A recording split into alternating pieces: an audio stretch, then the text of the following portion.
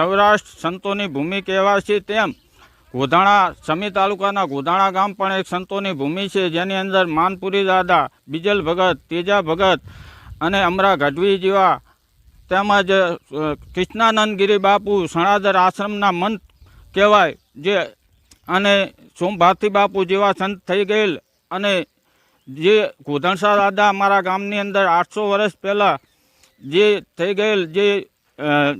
ગાયોની રક્ષા માટે ગયેલ અને તે વખતે તેમને ધડ પડી ગયેલ, એ ધડ અમારા ગામની સીમમાં પડેલ હતું અને એ કોઈને ખબર નથી, પણ દાદાએ